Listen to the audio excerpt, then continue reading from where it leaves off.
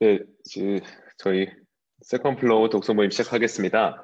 오늘 발제할 어, 작품은 토지, 박경리 작가님의 토지고요.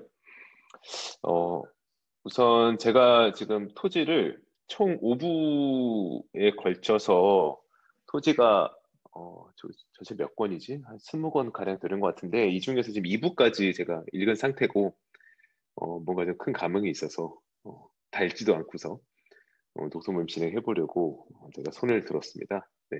그래서 아마 제가 이 토지를 진행하는 것은 토지 전반에 대한 내용보다는 1부와 2부에 거친 내용 위주로 말씀드릴 것 같고 3, 4, 5부를 읽게 되면 아마 당연히 저희 독서 모임 그때까지 하고 있겠죠. 그때 전체적으로 토지 한번 말씀드리는 걸로 하고 싶습니다. 제가 토지를 읽게끔 된 것은 기억을 다듬어 보면은 그 TV의 그 프로그램이었죠. 그 알쓸신잡, 음, 그 알면 도움이 되는 잡다한 지식인가? 하여튼 그 알쓸신잡 그 프로그램에서 유시민 작가가 나와서 그 통영편이었을 거예요. 통영에 가서 이제 박경리 작가에 대한 얘기를 하는데 그때 굉장히 강한 인상을 받았습니다. 예, 그때 제 기억을 더듬어 보면 유시민 작가가 교도소에 수감돼 있을 때 토지를 읽게 됐는데 시간이 많으니까 몇 번을 읽었다 하더라고요. 이 긴 내용을.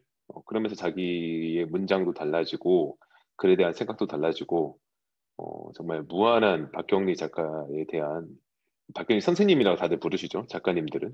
워낙 위대한 작가이시니까요. 리스펙트를 유감없이 표현하시는 걸 보고 언젠간 토지를 꼭 읽어야겠다 생각했습니다. 그래서 지난 생일에 저희 아내가 너무나 감사하게도 전권을 생일 선물로 사주셔서 열심히 읽고 있는 상태입니다.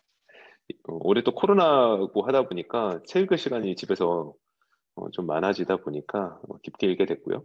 제가 아마 이 작품을 다 다룰 수는 없을 거예요. 워낙 대단한 작품이다 보니까 제가 느낀 점 위주로 말씀드리고 생각을 여러분과 나누고 싶습니다.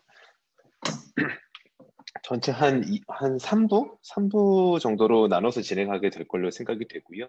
오늘은 토지에 대해서 이야기하기 전에 먼저 박경리 작가에 대해서 박경리 작가가 살았던 시대상이나 박경리 작가의 내면을 좀 더 더듬어 볼 수 있는 토지가 아닌 토지 바깥에 있는 글들 제가 이제 지금까지 살아오면서 박경리 작가라는 키워드로 머릿속에 검색을 했을 때 나오는 내용들 어, 나누, 다 같이 나누고 이야기 시작하고자 합니다. 그래서 오늘은 제가 그 짤막짤막한 글들이기 때문에 전체 내용을 다 한번 제가 다 같이 공유하는 시간, 제가 읽으면서 공유하고 그에 대한 생각 나누면서 그렇게 진행해 보려고 합니다. 박경리 작가의 내면을 가장 잘 알 수 있는 글은 제가 지금까지 접한 것 중에서 토지 일부의 서문이라고 생각합니다. 그러니까 토지가 총 5부로 나누어져 있다고 말씀드렸고 하나의 부가 4권에서 5권 정도의 분량인데요. 토지 일부가 시작될 때 이 박경리 작가의 서문을 읽고 제가 굉장히 전율을 했던 기억이 있어요. 다들 저희 독서 모임 함께 해주시는 세컨플로우 여러분과 한번 나눠보고 싶습니다. 내용 전체 제가 전반적으로 읽으면서 진행하겠습니다. 토지 일부를 현대문학재에 연재 중이던 1971년 8월 암이라는 진단에 의해 수술을 받은 적이 있다. 수술 전날 병실 창가에서 동대문 쪽으로부터 남산까지 길게 걸린 무지개를 보았다. 참 긴 무지개였다. 아마 나를 데려가려나 보다. 하고 나는 혼자 무심히 중얼거렸다. 그날 회진원 의사에게 물었다. 수술은 몇 시간이나 걸리느냐고. 3시간쯤 걸린다는 대답이었다. 대수술이군요. 하고 뇌었다. 삶의 보복을 끝낸 것처럼 평온한 마음이었다. 휴식으로 들어가는 기분이기도 했다. 야릇한 쾌감 비슷한 것도 있었다. 정작 죽음의 공포, 암이라는 병에 대한 불안은 가을, 회복기에서부터 시작되었다. 언덕길이 보이는 창가에 앉아서 아이들이 뛰어가고 시장 바구니를 든 주부가 지나가는 풍경을 바라보며 세상은 모든 생명, 나뭇잎을 흔들어주는 바람까지 더없이 소중하게 느껴졌다. 살고 싶다고 생각했다. 아름다운 것들, 진실이 손에 잡힐 것만 같았고 그것들을 위해 좀 더 일을 했으면 싶었다. 고뇌스러운 희망이었다. 글을 쓰지 않은 내 삶의 터전은 아무 곳에도 없었다. 목숨이 있는 이상 나는 또 글을 쓰지 않을 수 없었고 보름 만에 태어난 그날부터 가슴에 붕대를 감은 채 토지의 원고를 썼던 것이다. 백매를 쓰고 나서 악착스러운 내 자신에 나는 무서움을 느꼈다. 어찌하여 빙벽에 걸린 자일처럼 내 삶은 이토록 팽팽해야만 하는가? 가중되는 망상의 무게 때문에 내 등은 이토록 휘어들어야 하는가? 나는 주술에 걸린 죄인인가? 내게서 삶과 문학은 밀착되어 떨어질 줄 모르는 징그러운 쌍도하였단 말인가? 달리 할 일도 있었으련만, 다른 길을 갈 수도 있었으련만, 전신에 엄습해오는 통증과 급격한 시력의 감퇴와 밤낮으로 물고 늘어지는 치통과 내 작업은 붕괴되어가는 체력과의 맹렬한 투쟁이었다. 정년 이 육신적 고통에서 도망칠 수는 없을까? 대매출의 상품처럼 이름 석자를 걸어놓은 창작행위, 이로 인하여 무자비하게 나를 묶어버린 그 숱한 정신적 속박의 사슬을 물어 끊을 수는 없을까? 자의로는 그렇다. 도망칠 수는 없다. 사슬을 물어 끊을 수도 없다. 용기가 없는 때문인지도 모른다. 운명의 저항인지도 모른다. 마지막 시각까지 내 스스로는 포기하지 않으리. 그것이 죽음보다 더한 가시덤불의 길일지라도. 악마의 관계에 의해 우스의 정직한 한 사내를 적는 자 하나님이 악마의 손에 넘겨준 구약의 욥기를 독자들은 기억하리라 믿는다. 악마에게 시험을 당한 그 불운한 사내는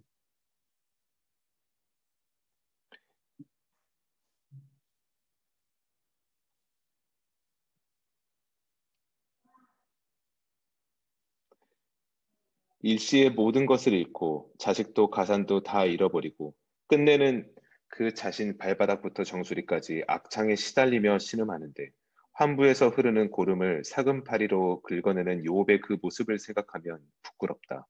결코 내 입술이 불의를 말하지 아니하며 내 혀가 괴유를 바라지 아니하고 단정코 너희를 옳다 하지 아니하겠고 죽기 전에는 나의 순전함을 버리지 않을 것이다. 하고 말한 욥을 생각하면 그 발 아래 꿇어앉고 싶어진다. 시험은 끝나고 모든 잃은 것을 찾은 욥을 염두에 떠올리며 위안을 받을 적에 나는 슬프고 내 자신이 가엾어진다. 이 미물 같으니라고. 승리 없는 작업이었다. 끊임없이 희망을 도려내고 버리곤 하던 삶의 연속이 내 아픔의 연속이 내 삶이었는지 모른다. 배수의 진을 치듯이 절망을 짊어짐으로써만이 나는 차근히 발을 내밀 수가 있었다. 아무리 좁은 면이라도 희망의 여백은 두렵다. 타협이라는 속삭임이 꿈을 먹는 것 같은 무중력이 내가 나를 기만하는 교활한 술수가 기적을 바라는 가엾은 소망이 희망은 이같이 흉하게 약화되어 가는 나를 비천하게 겁을 먹은 나를 문득문득 깨닫게 한다. 나는 표면적으로 소설을 썼다. 이 책은 소설 이외에 아무것도 아니다. 한 인간이 하고 많은 분노에 몸을 태우다가 쓰러지는 순간순간의 자해다. 잿더미다. 독자는 이 소설에서 울부짖음도 통곡도 들을 수 없을 것이다. 소설일 따름 허구일 뿐이라는 얘기다. 진실은 참으로 멀고 먼 곳에 있었으며 언어는 덧없는 허상이었을 뿐이라는 얘기다. 마찬가지로 진실은 내 심장 속 깊은 곳에 유폐되어 영원히 침묵한다는 얘기도 되겠다. 7, 8년 전에 나는 어느 책에다 언어가 지닌 숙명적인 마성에 대해 얘기한 적이 있다. 진실이 머문 강물 저편을 향해 한치도 헤어나갈 수 없는 허수아비의 언어. 그럼에도 언어에 사로잡혀 빠져나갈 수 없는 것은 그것만이 강을 건널 가능성을 지닌 유일한 것이기 때문이라고 나는 전율 없이 그 말을 되풀이할 수가 없다. 사람들은 수월하게 행과 불행을 얘기한다. 어떤 사람은 나를 불행하다고 하고 어떤 사람은 나를 행복하다 한다. 전자의 경우는 여자의 운명을 두고 한 말이겠고 후자의 경우는 명리를 두고 한 말이 아니었나 싶다. 혹은 잡사에서 손을 떼고 일에 전념하는 것을 두고 한 말인지 모르겠다. 그들의 각도에서 본 불행에는 각기 타당성이 없는 것은 아니다. 그러나 때로 때론 노여움을, 때론 모멸감을 느끼며 그런 말을 듣곤 한다.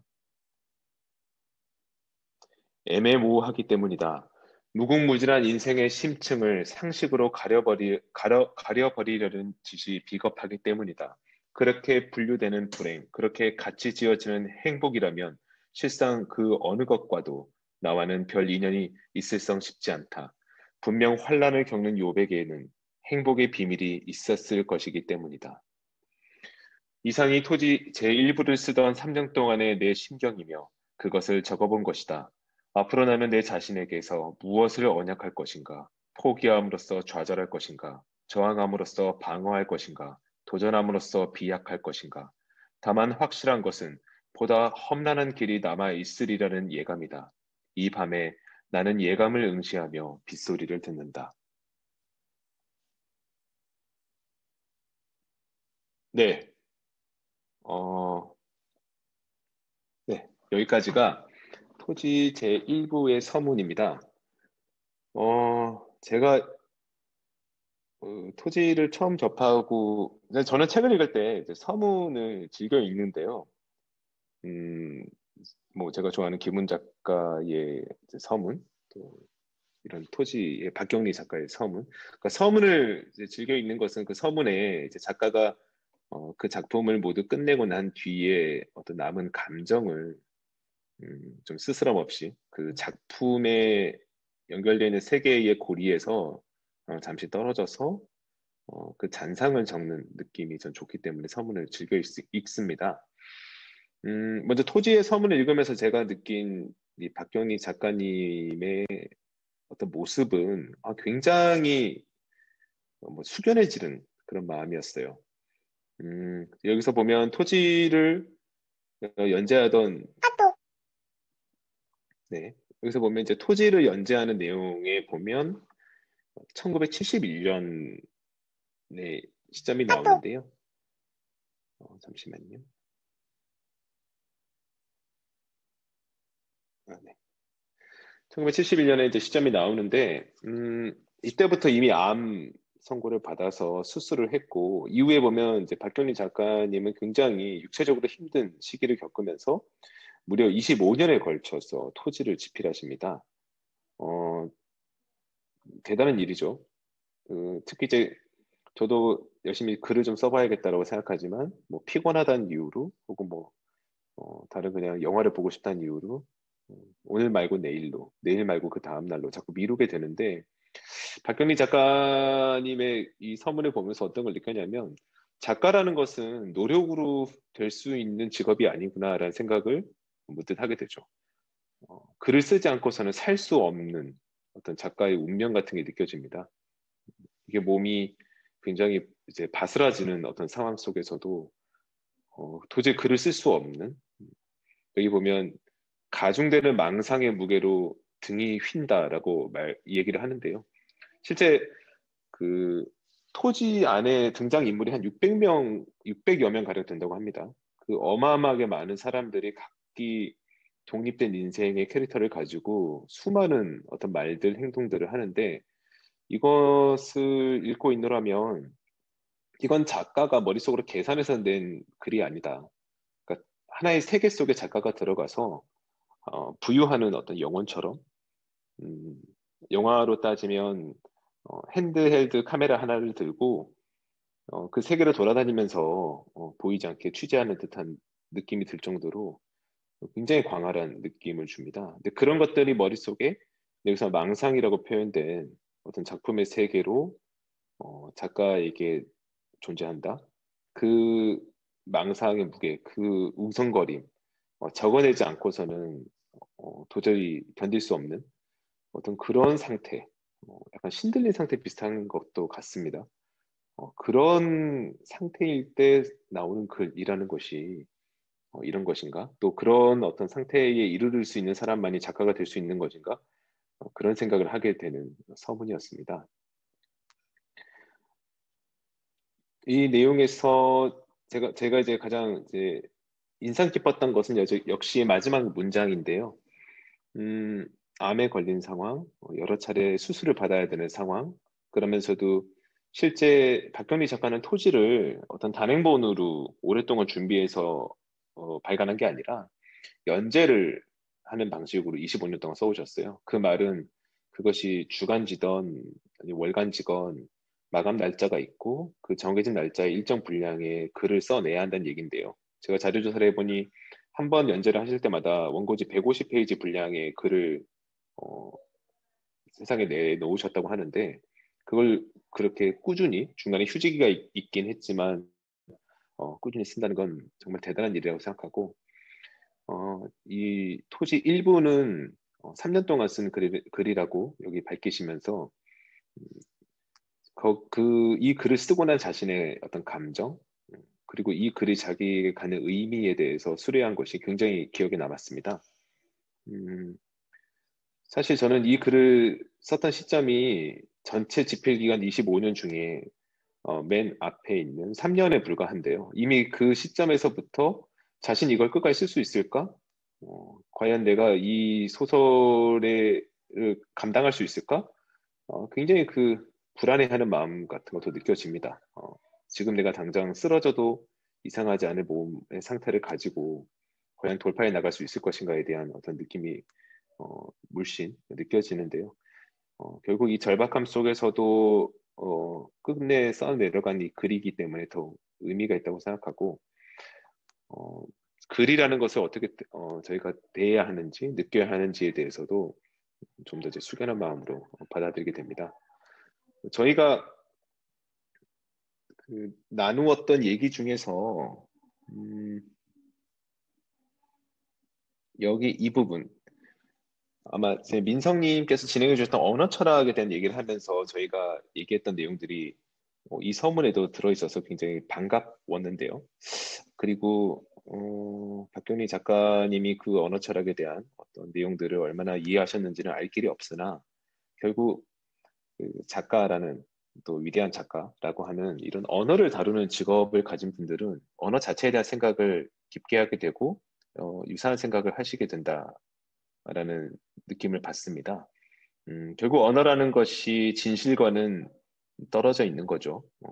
그 하나의 헐겁게 약속된 어떤 사회적 규범일 텐데 여기서는 그것을 진실이 머문 강문 저편을 향한 한치도 나갈 수 없는 허수아비의 언어, 그러니까 헛된 어떤 표의라고 이제 정의를 해주셨는데, 근데 그런 표의, 그런 허수아비 같은 헛것의 언어에 왜 그렇게 천착하는가? 목숨을 걸고 왜 매달리는가라고 하면 결국 인간은 그 언어 말고는 다른 방도가 없기 때문에 결국 인간은 언어로 세상을 인식하고 그 언어를 통해서 진실에 다가가는 것. 근데 그 언어 자체가 허상이기 때문에 영원히 진실은 도달할 수 없지만 그거 아닌 다른 방식으로는 도무지 그 진실로 접근할 수 없기 때문에 언어에 매달릴 수밖에 없다. 그래서 자신이 음, 지금 이 지경이 됐는데도 소설을 쓸 수밖에 없다. 그렇게 말씀하고 있습니다. 이 문장 자체가 굉장히 전율 없이 읽을 수 없는 글이라고 저는 생각했습니다. 네, 그 중간중간 끊어서 한번 갔으면 좋겠어요. 이제 토지 일부 서문을 한번 통독을 했는데요. 어떻게 생각하시는지 다들 한번 의견 한번 들어보고 이제 그 다음으로 넘어갔으면 좋겠습니다. 먼저 지금 저희 항상 모이는 장소 308호에 계시는 분들이 이제 말씀하시기가 좀 편하실 것 같은데 민성님 어떻게 느끼시는지 말씀 주시면 어떨까요? 네, 저는 사실 토지 쓸 때의 어떤 박경리 작가의 상태에 대해서는 몰랐었는데 그냥 알게 된 것 같아요. 뭔가 참 되게 웃기는 게 참 사람이라는 게 어떻게 이렇게 극한의 환경에 놓였을 때 이런 창작이라는 활동을 하게 되는지 참 놀라운 것 같아요. 네, 일단 그 정도는. 네. 곽희님은 어떠십니까? 곽희님은 토지 그래도 좀 친숙하게. 제가 생각해보니까 곽희님 그 2층에 도서관 있을 때 제가 토지 그 앞에 1, 2, 3권, 4권까지 빌리면서 제가 대출 도장 많이 받았는데 네. 곽희님 생각은 어떠시냐 들어보고 싶어요.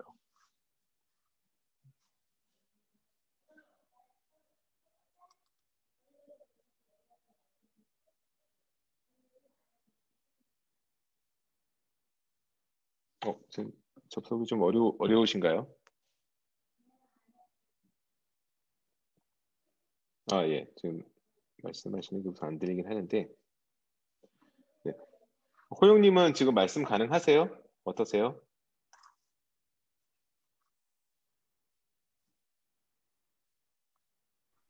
네, 네, 가능합니다.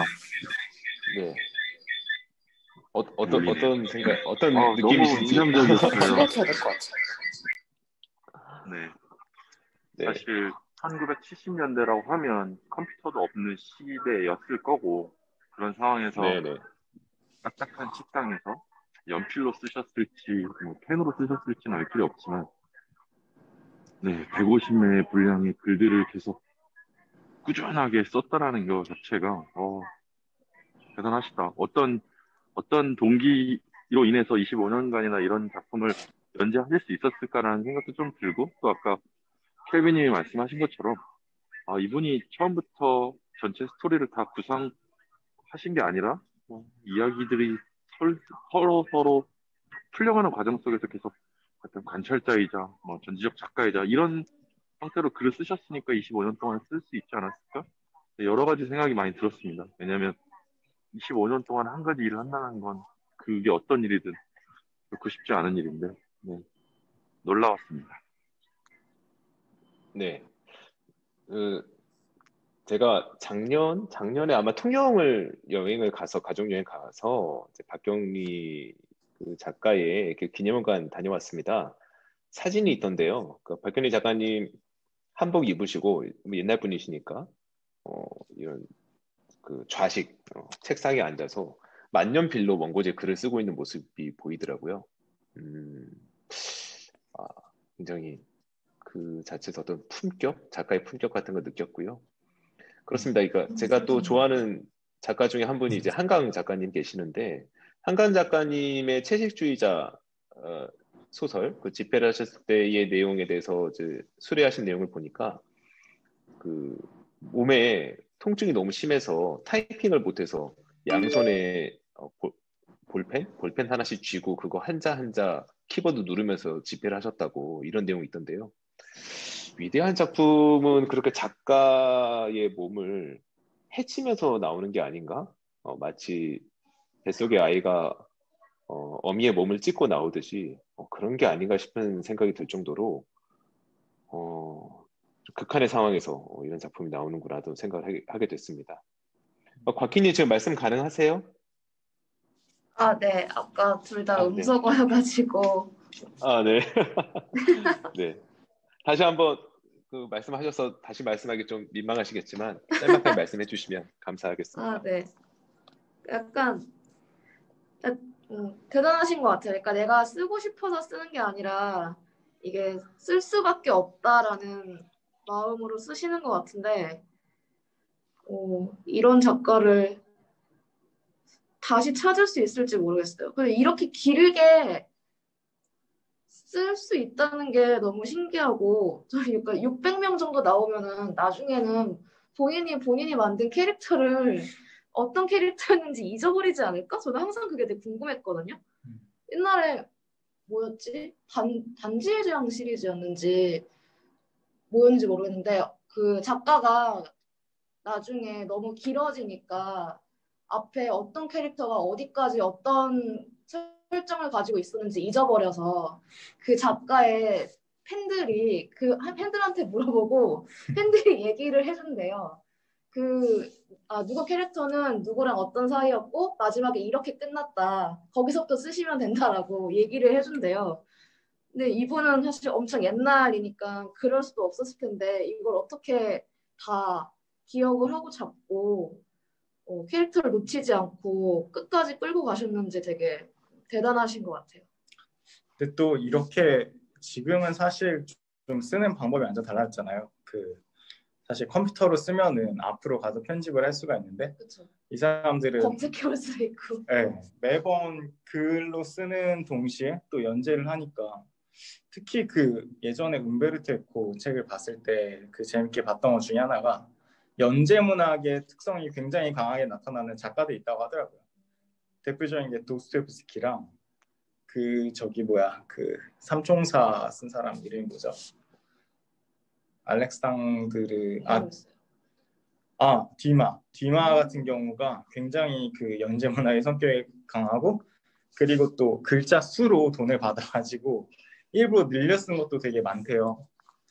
근데 그런 어떤 문체도 사실은 시대상을 반영할 수 있는 것 같아요. 박경리 같은 경우도 어떻게 보면은 지금은 나올 수 없는 그 시대의 작품을 쓴 게 아닐까. 뭔가 그 시대를 잘 포착하는 뭐 그런 방법 중에 하나인 것 같아요. 박경리에 대해서 연구하는 게. 근데 본인이 네.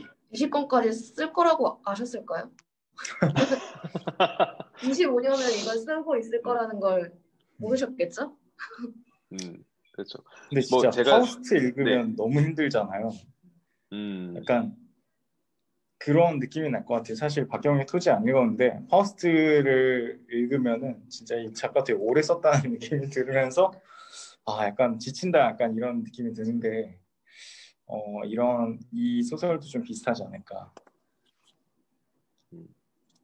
네, 맞습니다. 뭐 제가 조금 조사해봤던 뭐 저는 팬심으로 박경리 작가님이 사실 오브를 쓸 생각이 처음에는 없으셨던 것 같은데 한 4년 휴지하시다가 쓰셨거든요. 근데 그런 생각을 하셨대요. 내가 책임을 져야겠구나. 그 인물들이 계속 내 머릿속에서 나를 부르는데 내가 쓰지 않으면 안 되겠구나 뭐 이렇게 생각하셨다고 말씀하시더라고요.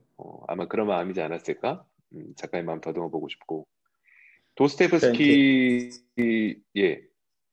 네. 그러니까 도스토옙스키 제가 굉장히 좋아하는 작가인데 뭐 거기에서 까르마조프가의 형제들은 제 인생작 중에 하나입니다. 근데 저도 보면 딱 그 느낌 도스토옙스키 작품 보면 그런 느낌 많이 받는데 아까 연재문학에 대한 특징 말씀 주신 게 굉장히 인상 깊은데요. 그 연재문학에 말씀 주신 특징들 좀 다 저는 맞다고 생각합니다. 내가 되돌릴 수 없고 이미 내가 그 발표를 해버렸기 때문에 마치 우리 실제 인생처럼 저희 인생 사실 편집할 수 없잖아요. 계속 앞으로 밀고 나갈 수밖에 없는 건데 내가 과거에 대한 후회처럼 내가 그때 연재할 때 그 내용 넣지 말걸 그런 거 좀 어떤 복선을 깔아놓을 걸 이렇게 생각하는 것들 후회해도 어쩔 수 없는 거죠. 정말 인생을 닮아있는 게 연재문학 같은데 또 하나의 특징이 도스토옙스키의 글도 그렇고 박현일 작가의 글도 그렇고 딱 그 시대의 어떤 화두 그런 것들이 작품에 전격적으로 드러나요. 토지에도 내용을 보면 동학농민운동에 대한 얘기라든지 아니면 그 독립운동에 대한 얘기라든지 그다음 또 그 중국과 러시아와 그다음에 한국과 일본과의 역학관계라든지 그런 것들이 그 시대에 어떻게 그것을 재조명했느냐의 얘기가 굉장히 그 등장하는 인물들의 긴 대화 속에 정말 장구하게 펼쳐집니다. 그래서 그런 내용들을 봐도 연재문학을 하다 보면 글이 작가와 함께 성장하고 있구나. 작가와 함께 인생을 살아가고 있구나. 그런 느낌 느끼게 되죠. 네. 민서님 아까 말씀하시려고 해주셨던 것, 네. 말씀 주십시오. 그 등장인물이 하나를 그냥 만들어 놓으면은 작가들이 그냥 알아서 그 등장인물이 뭘 얘기를 해야 되고 어떻게 행동을 해야 되는지를 알게 된다고 하더라고요. 결국은. 그래서 계속 글이 나온대요. 그 과정에서. 네, 약간 이 정도 경지면 그냥 그럴 것 같아요. 여기에 한 세상이 있는데 그게 내 눈에만 보이는 거라서 이 너무 재밌고 흥미진진한 이 세상이 여기 있는데 왜 사람들은 이걸 못 보고 내 눈에만 보이지? 이걸 기록해서 다른 사람들한테도 알려줘야겠다. 약간 그런 기분일 것 같아요. 그래서 프랑스 사실주의 작가 중에 발자크였나? 그 사람이 쓴 등장인물을 다 합치면은 프랑스 도시 인구보다 많다고 하더라고요. 네, 그렇죠. 저도 발자크 작품 좋아하는데 되게 흥미롭더라고요. 발자크가 왜 굉장히 좀 방탕했잖아요.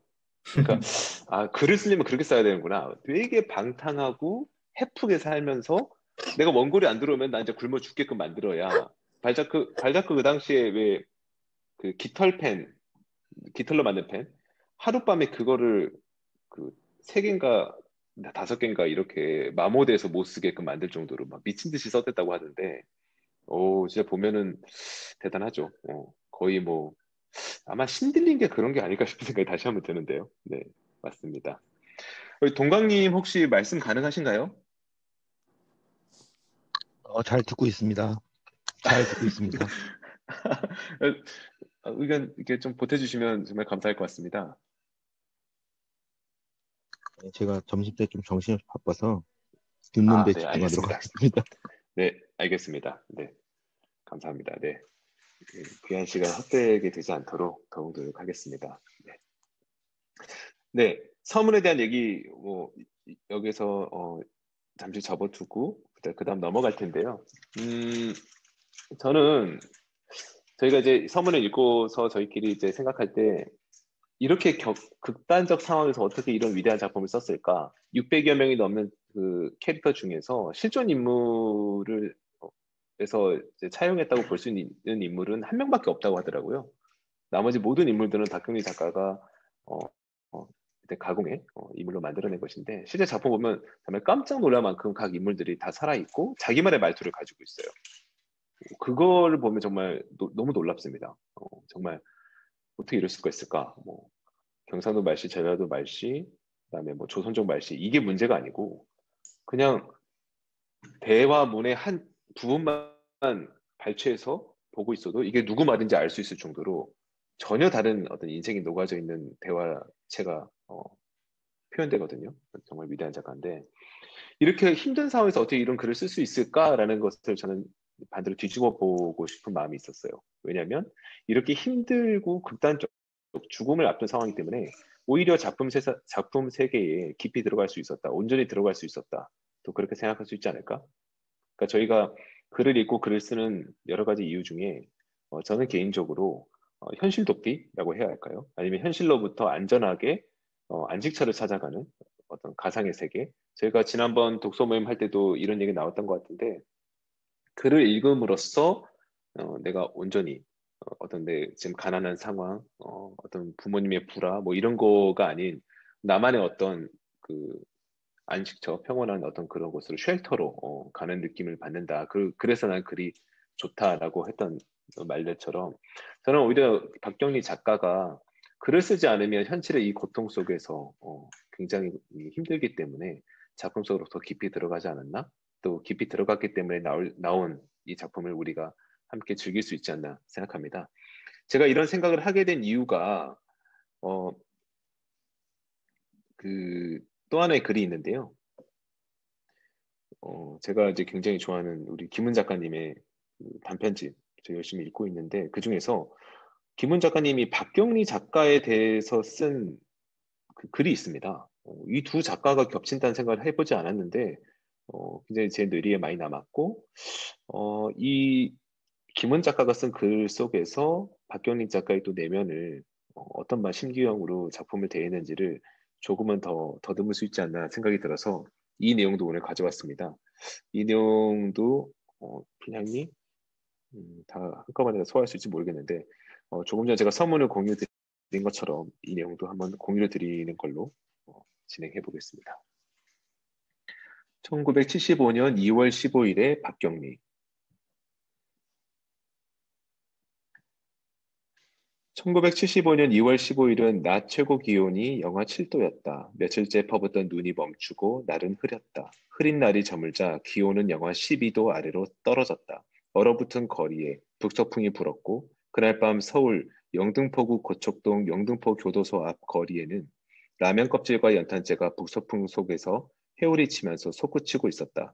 1974년 7월 13일에 군사재판에서 긴급조치 4호 위반, 국가보안법 위반, 형법상의 뇌란죄로 사형 선고를 받고 무기징역으로 감형되었던 김지아는 1975년 2월 15일 밤 9시 40분께 형 집행정지로 영등포 교도소에서 출감했다. 나는 그날 아침 10시께부터 서울 영등포 교도소 정문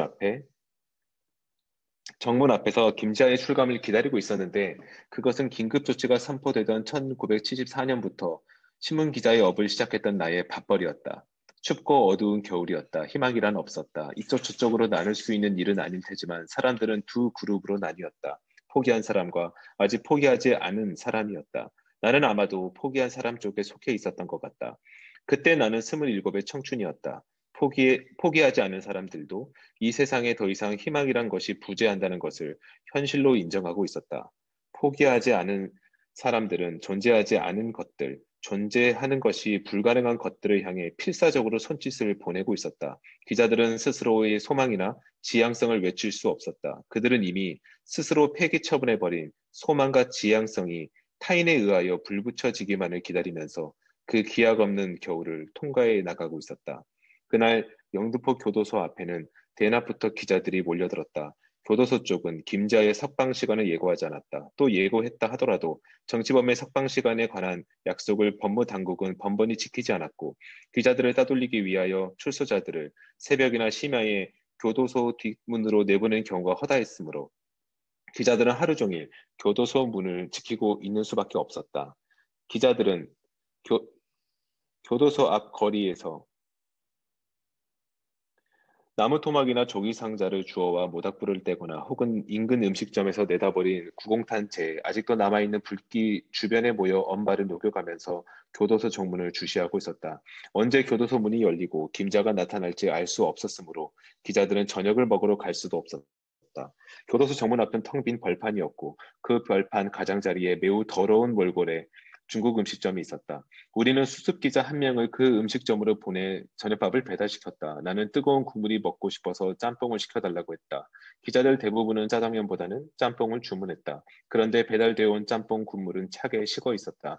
우리는 내버린 연탄재 주변에 모여 그 차가운 짬뽕을 후루룩거리며 들이마셨다.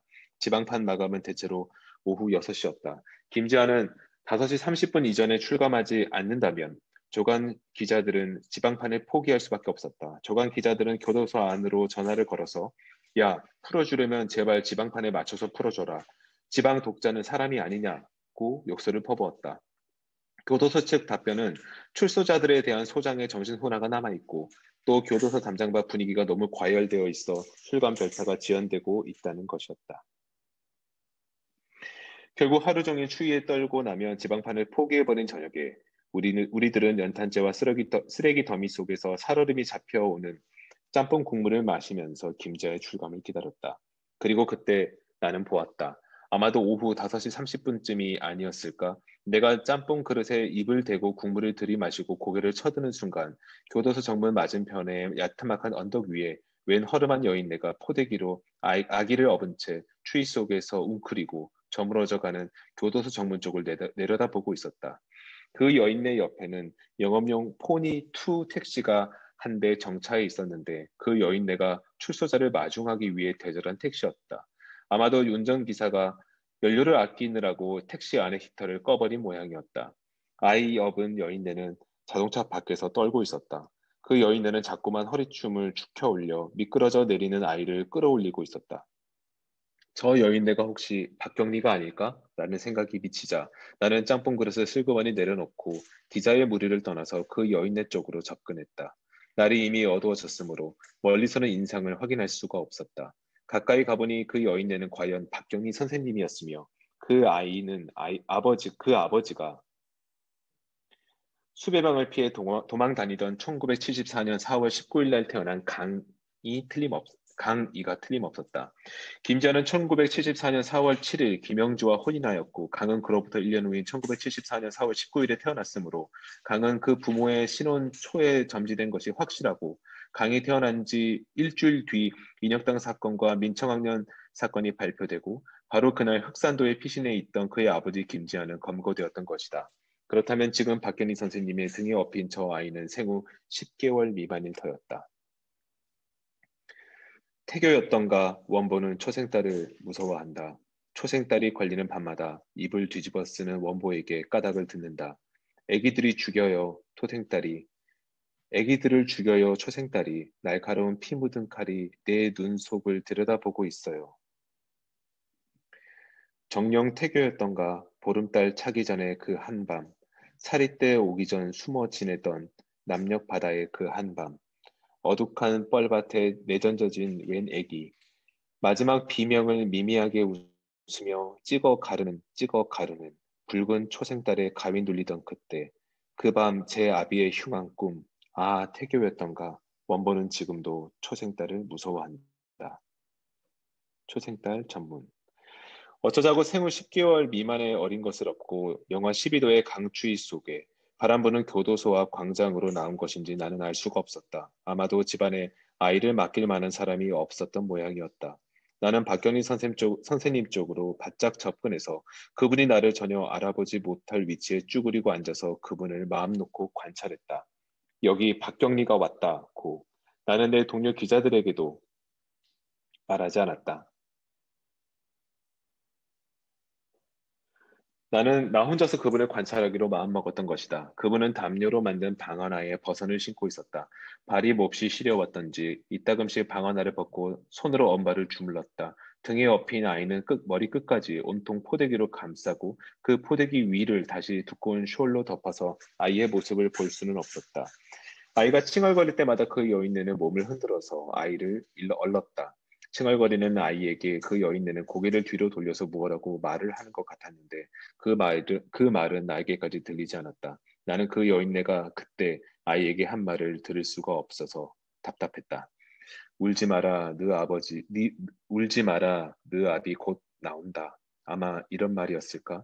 그 여인네가 아기를 업은 포대기는 매우 낡아 있었다. 포대기는 누빈 포대기였는데 허리 부분을 넓게 접어서 아이의 등에 힘이 걸리게 바싹 조였으며 아이의 엉덩이 밑으로 포대기 끈을 여러 겹 둘렀다. 그래도 그 여인네의 야윈 몸으로부터 아이는 자꾸만 흘러내리는 것이어서 여인네는 자꾸만 몸을 추스러 아이를 끌어올렸다. 아무도 그 여인네를 알아보는 사람은 없었고 그 여인네는 교도소 정문 앞에서 들끓는 그 어떤 사람과도 무관해 보였다. 그때 그 여자는 길섭에 돋아난 풀 한 포기보다도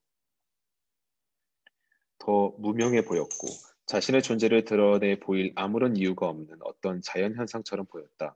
그 여자는 다만 사위의 옥바라지를 나온 한 장모였으며 감옥에 간 사위의 핏덩어리 아이를 키우는 팔자 사나운 무력한 할머니의 모습만으로 오직 그런 풀포기의 모습만으로 그 교도소 앞 언덕에서 북서풍에 시달리며 등에서 칭얼대는 아이를 어르고 있었다.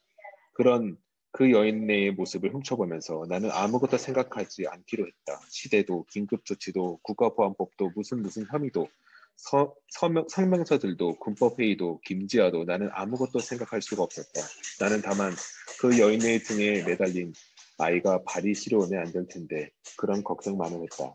지방판 마감이고 유신 독재고 뭐고 간에 어서 빨리 저 여인의 용부가 끝나서 그 아이가 할머니와 함께 집으로 돌아가 이 추운 언덕의 바람을 피해야 한다는 생각만을 했다.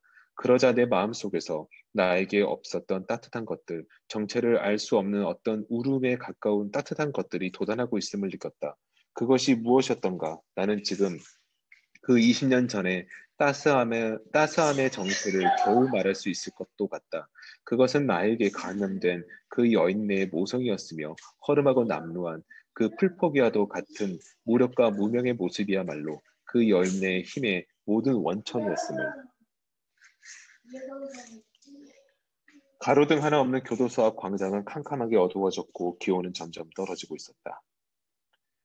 밤 9시께 옥문이 열렸다. 나는 언덕 위에 박경리를 버리고 김지아를 맡기 위해 교도소 정문 앞으로 내려가서 기자의 무리 속에 섞였다. 이제 김지아가 나타나면 기자 동료들 사이에서는 서로 김지아에게 가까이 접근하려는 난투극이 벌어질 것이 분명했다.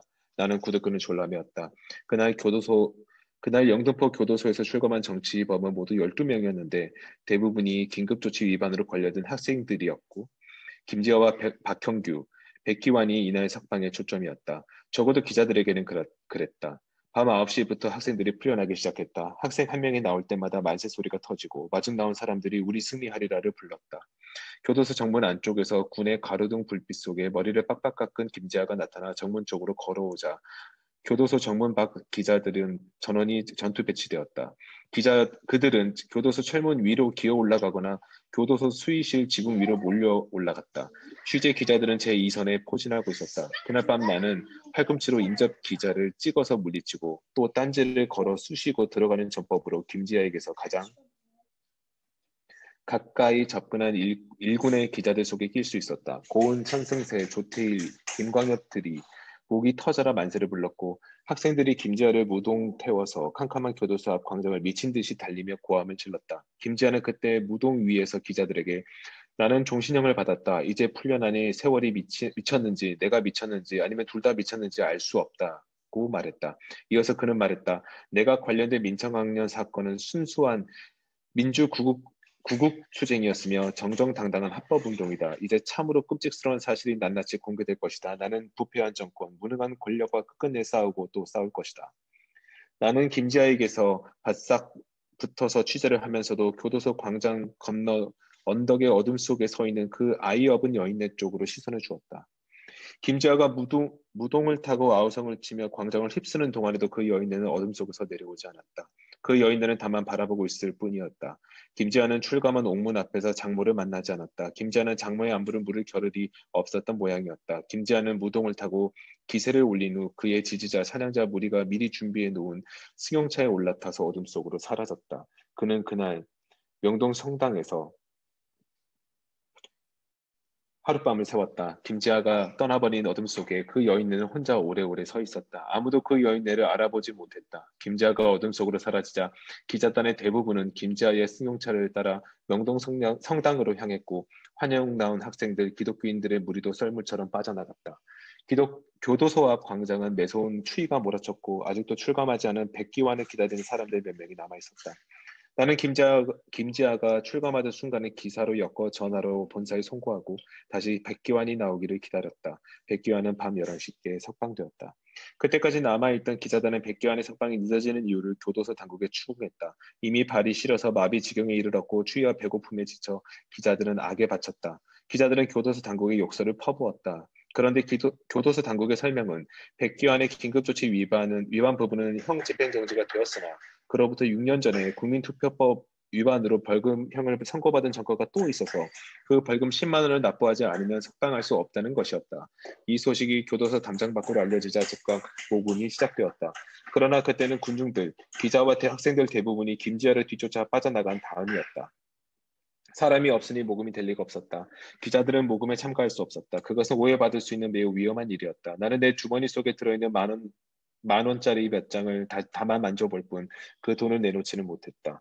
그때 나는 또 박경리 선생님을 쳐다보았다. 그분은 10만 원에 얽힌 백기환의 사정을 어떻게 알았던 모양이다. 박경리 선생님은 어느새 언덕에서 내려와 교도소 정문 앞 광장에 있었다. 그분은 아이를 감싼 포대기에 앞섬을 뒤적이더니 만 원짜리 지폐 몇 장을 꺼냈다. 그러더니 가까이 있던 웬 대학생을 불렀다. 학생, 이 돈을 좀 보태시오. 라고 다만 그렇게 그분은 말했다. 그리고는 그분은 계절에 온 택시에 몸을 실었다. 택시 안에서 그분은 등에 업었던 아이를 풀어서 무릎 위에 재우고 있었다. 시간은 밤 12시에 임박하고 있었다. 만 원짜리 몇 장을 내놓고 그분은 다만 잠든 어린애와 함께 어둠 속으로 사라졌다. 아무도 그분을 뒤쫓아가는 사람은 없었다. 그날 밤 나는 신문사로 돌아가 마지막 기사를 작성했다. 나는 박경리에 관해서는 한 줄도 쓰지 않았다. 나는 다만 백기환의 출간 모습만을 추가로 썼다. 나는 박경리에 관하여 쓸 수가 없었다. 나는 어쩐지 그것이 말해서는 안 될 일일 것만 같았다. 새벽 2시께 집으로 돌아왔다. 나는 잠자다 일어난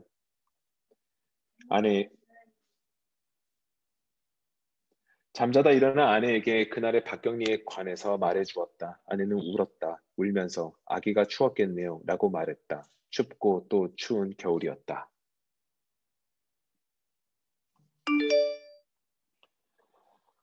네, 생각 이렇게 긴 줄 알았으면 좀 발췌를 할 걸 그랬습니다. 네.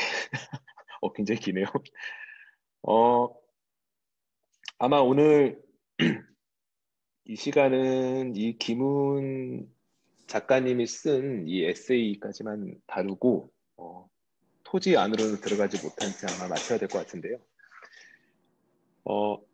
박경리 작가의 사위가 김지아라는 사실을 저는 이 에세이를 보고 처음 알았습니다. 제가 무지했기 때문인데요. 몰랐었고 또 박경리 작가의 생애에 대해서 조사를 해보니까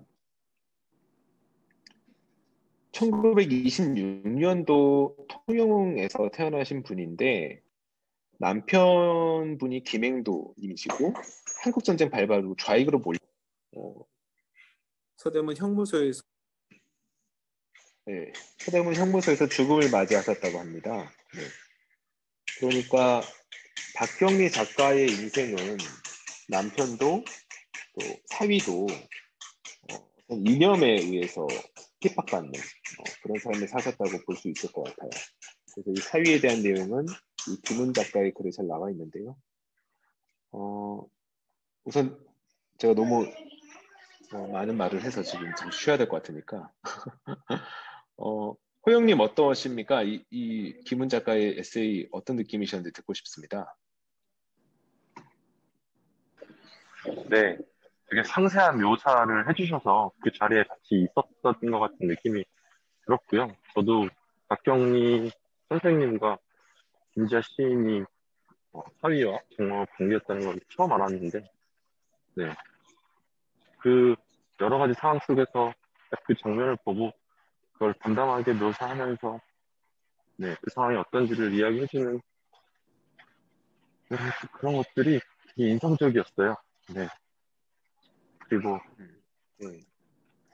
네, 뭐 복잡한 사상, 시대 그런 것들 다 떠나서 한 인간으로서 어미로서 뭐 할머니로서의 그런 마음들 그런 것들도 조금 엿볼 수 있은 것 같아서 되게 좋았습니다. 그리고 그런 상황을 관찰하고 또 글로 남겨주신 김원 작가님한테도 되게 고맙네요. 네. 그렇죠. 이 일이 있은 후 20년 뒤에 회고를 하셨는데 마치 눈앞에 있는 걸 하시듯이 이렇게 이제 해주셨고 워낙 기자 출시다 보니까 관찰이 좋으세요. 그래서 생경하게 이렇게 잘 해주신 것 같습니다. 곽희님은 어떠십니까? 저도 김지아 시인이 박경리 선생님 사위인 거 처음 알았는데, 근데 그걸 떠나서 정말 글을 잘 쓰시네요, 김은 작가는. 문장이 군더더기가 하나도 없는데 들어갈 얘기는 정확히 다 들어가 있어서 정말 에세이를 잘 쓰시네요. 네. 민성님은 어떠세요? 저는 사실 이 글이 되게 좋아하는 글이어서 되게 저도 김은 작가 책을 대부분 읽어서 이거를 알고 있었는데 전 사실은 짬뽕 먹을 때마다 이 글이 생각이 나더라고요.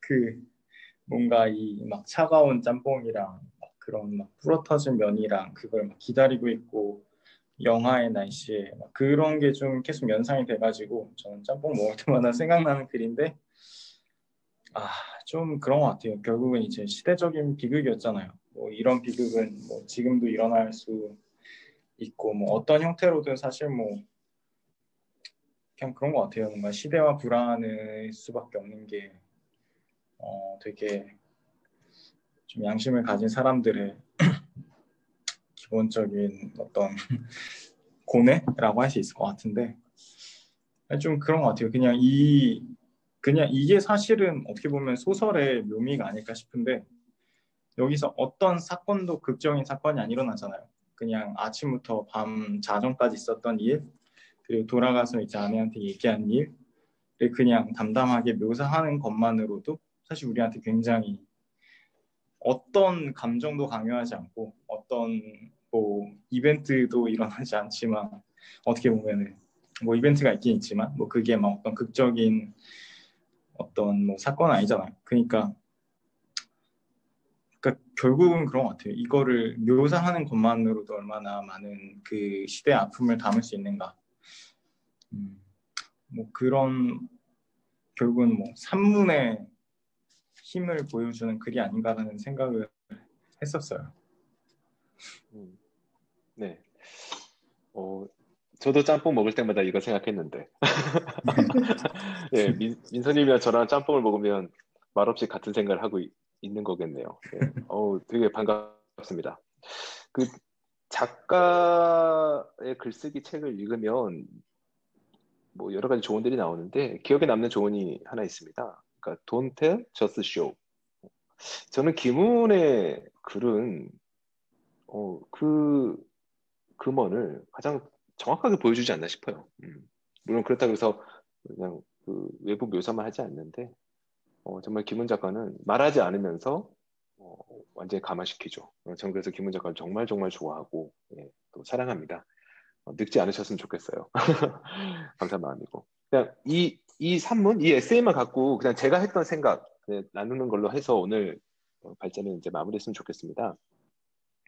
저는 이 박경리 작가에 대해서 쓴 이 글은 김은 작가가 이 에세이 가장 마지막에 짤막하게 밝혔지만 이 글은 솔출판사가 토지를 완간하고 나서 박경리 선생님을 추억하는 여러 사람들의 글을 모아 간행한 수정의 메아리에 수록되었던 것이다 라고 적어 놓으셨어요.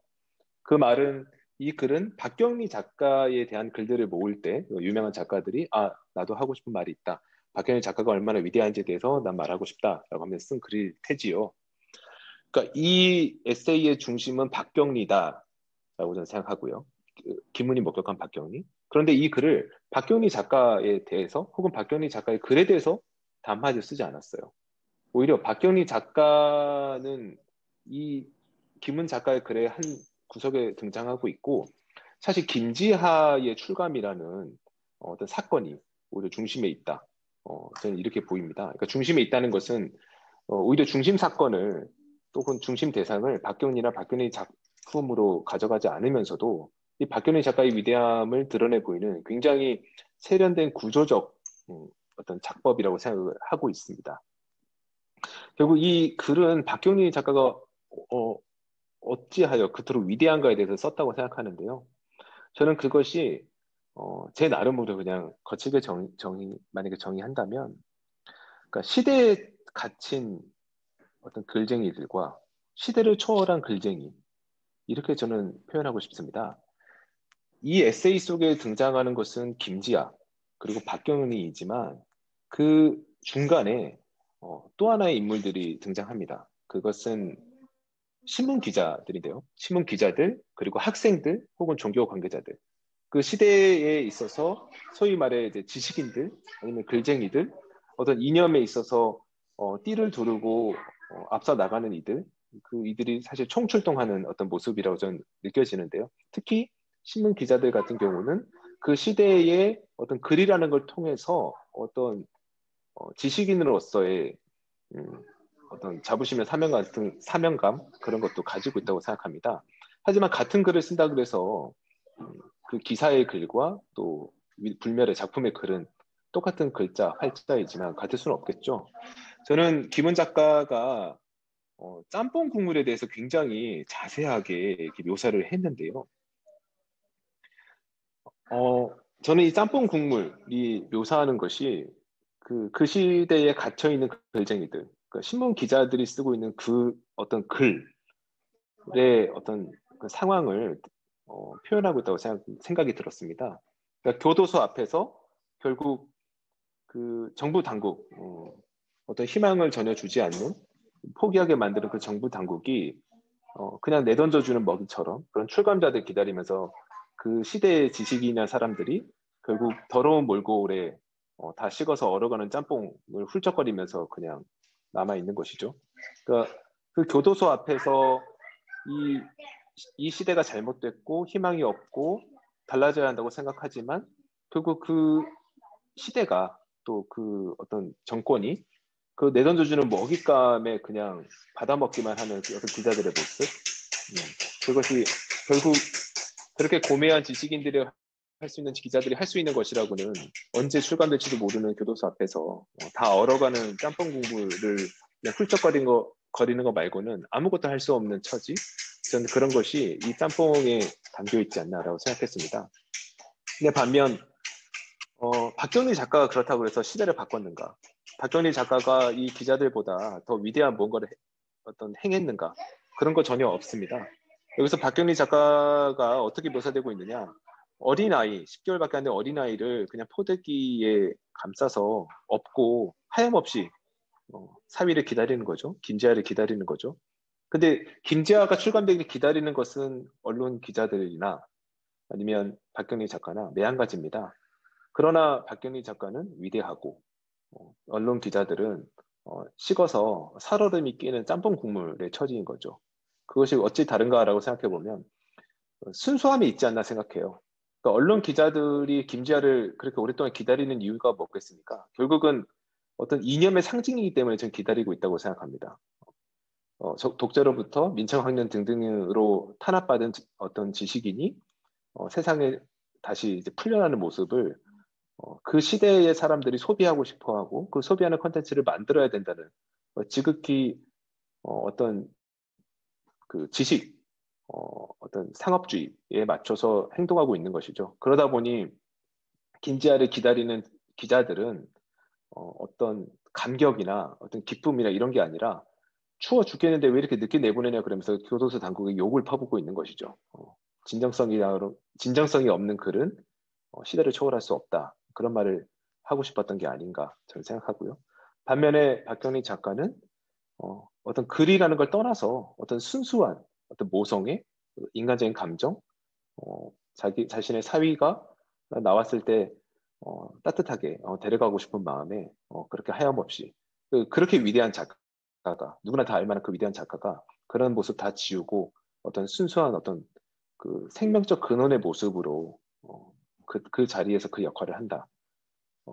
거기서 저는 김훈이 표현하고 싶었던 건 그거였던 것 같습니다. 김지아의 출감이라는 하나의 사건을 놓고 글을 다루고 그 시대의 지식인을 대표할 수 있는 두 부류의 사람이 그 교도소 문 앞에 있는데 그토록 다르다. 그들이 그렇게 또 역사가 증명하죠. 그 많은 기자들이 누구였는지 아무도 기억하지 않지만 박경리는 아마 영원히 기억될 것입니다. 무엇이 그렇게 다른가? 그들의 글이 달랐기 때문인데 그 글은 어찌 그렇게 다를 수밖에 없는가? 그렇게 시대에 갇혀서 소비되는 글만 쓰는 사람의 글을 쓰는 뭐 기자나 아니면 작가 그들은 한시적일 수밖에 없다. 그 시대를 초월하는 어떤 생명의 논리 그리고 순수의 논리 어떤 그런 힘의 원천을 가지고 글을 쓰는 사람은 영원할 수 있다. 저는 사실 김훈 작가의 글과 박경리 작가의 토지를 연결하는 것은 사실 연결 지점이 여기 있다고 생각해요. 그러니까 박경리 작가의 토지가 그토록 위대한 것은 그때 그 당시의 시대상을 또 그 당시에 있었던 여러 가지 사실들을 적확하게 고증해서 정말 그 흥미있는 스토리 엮어냈기 때문이 아니라 그 안에는 박경리 작가가 추구하는 어떤 그 시대를 초월하는 순수한 어떤 목표가 있습니다.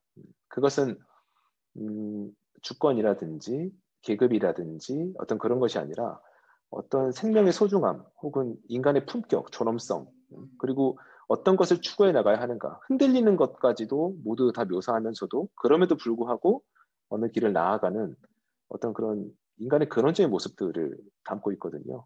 그러니까 그런 것들이 박경리의 생애에도 고스란히 드러나고 작품에도 드러난다. 그리고 박경리 본인이 자기의 남편도 또 자신의 사위도 이 모든 것들이 시대에 그렇게 휘말려서 극단적인 어떤 비극을 겪고 있는데 자신의 건강마저도 또 비극을 겪고 있는데 그런 것들을 초월하는 어떤 작품의 세계를 그려나갔다. 그렇기 때문에 시대를 초월해서 위대하다. 그리고 그 위대한 작품의 정수인 토지를 저는 다음 시간부터 본격적으로 다뤄보고자 합니다. 네. 감사합니다.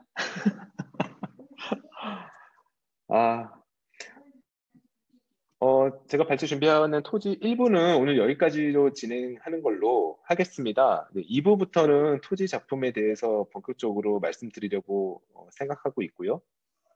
최초에 제가 생각했던 것은 그 토지라는 작품 속의 내용과 그 토지 작품 속의 내용을 둘러싸고 있는 그 당시의 시대상, 아마 동학농민운동부터 일제강점기까지가 될 것입니다.